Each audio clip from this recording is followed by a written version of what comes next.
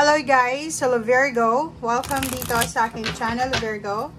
Alamin natin kung anong messages, vibration, gabay energy para sa lahat ng Virgo friends natin na nanonood sa araw na ito. Ito ay para sa last week ng March 2024. I hope na makuha mo yung energy, Virgo.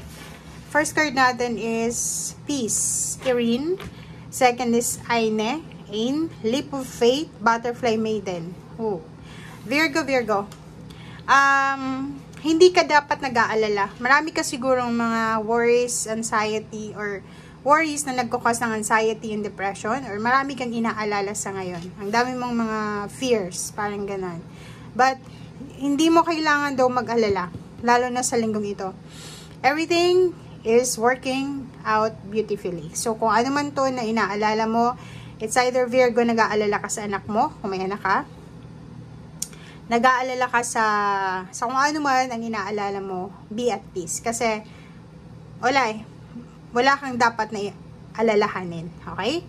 So, if ever man may pagkakataon ka na pasukin yung pagbabago sa buhay mo, yung leap of faith, this week daw ay may pagkakataon ka na mag-take ng risk and gawin kung ano yung actions na gusto mong gawin para makuha kung ano yung pakiramdam mo, deserve mo na blessings. Okay?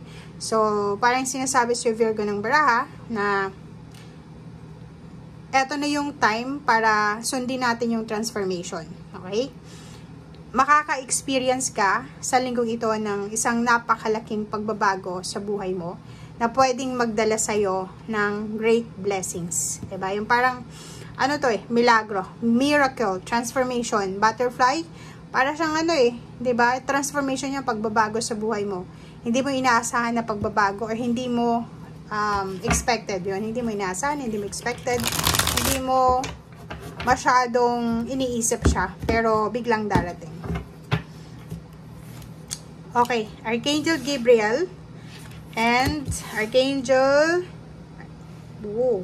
So, nandito si Archangel Gabriel sa'yo, sa linggong ito in Ariel, para bigyan ka ng guidance. Okay, from the Empress card, Archangel Gabriel, yun na nga, same lang siya dito sa transformation and leap of faith, oras na para isa buhay kung ano man itong nasa sa puso mo or nasa sa isip mo or desire mo sa buhay. Okay? Time to act upon your plans. Okay? Panahon na para sa action. Panahon na para abutin, sungkitin kung ano man itong abundance na gusto mo. Okay? Oras na para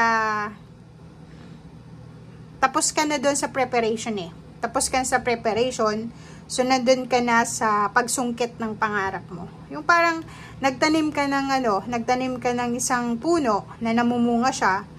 Ngayon is namumunga na siya. So kailangan mo nang piliin yung hinog, susungkitin mo na siya. Parang ganon.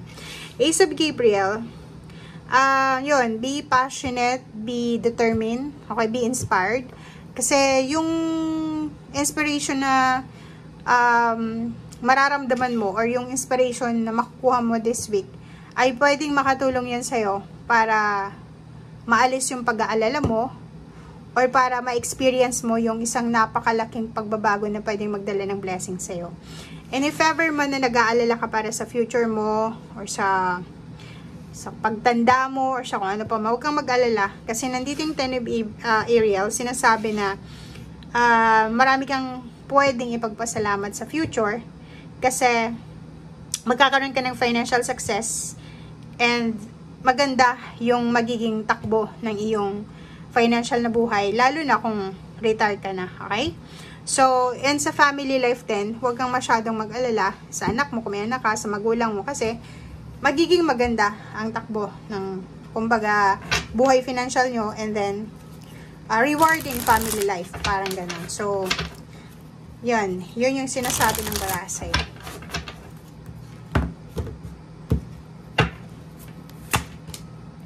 Diba? The Sun. This week guys, sinasabi ng barahan na isa sa mga wini-wish mo or minamanifest mo ang posibleng magkaroon ng fruition.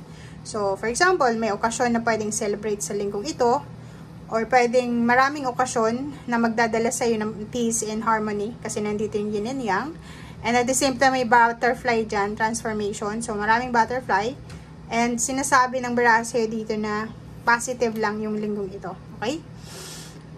Relationship, kung lalaki ka man, naghihintay ka ng relationship, naliligaw ka, nakikita natin dito na posibleng tapos na yung paghihintay mo, pwedeng sagutin ka na, or pwedeng magkaroon na ng answer, or magkaroon na ng conclusion doon sa hinihintay mo.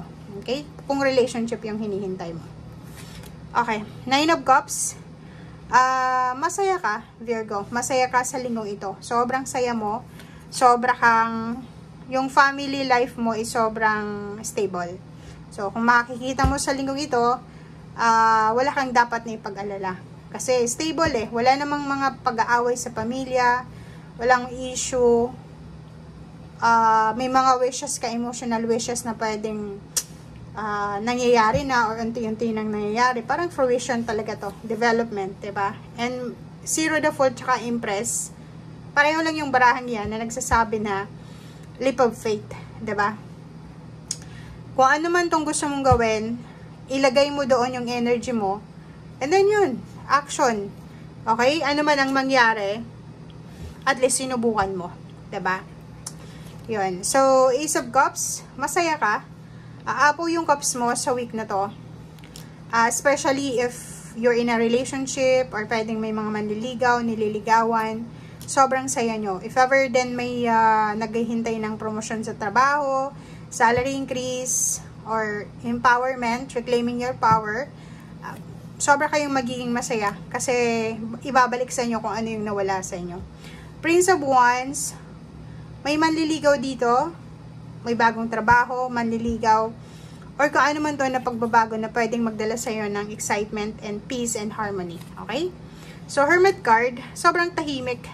Sobrang tahimik ng linggong ito para sa'yo, Virgo. Napakatahimik. If ever man na naghihintay ka ng justice or yung good karma, pwedeng matanggap mo siya. It's a manifestation. Pwedeng, yun, may mag-offer sa'yo ng kasal. May magsi-celebrate ng wedding anniversaries, may mga occasion, family occasion, celebration, may bagong kontratang pipirmahan. So, kahit Holy Week, pwedeng yung iba sa inyo dyan, Virgo, ay pipirmahan ng kontrata sa bago nilang trabaho or renewal ng trabaho.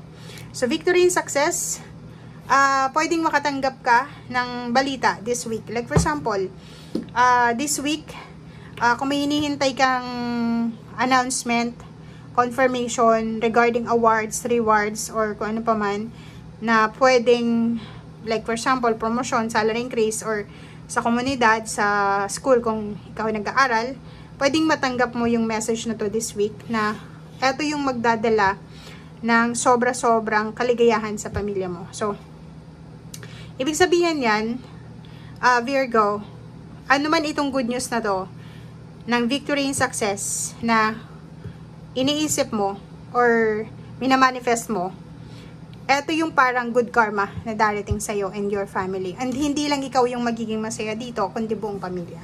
Okay? So, thank you guys and see you again. Bye!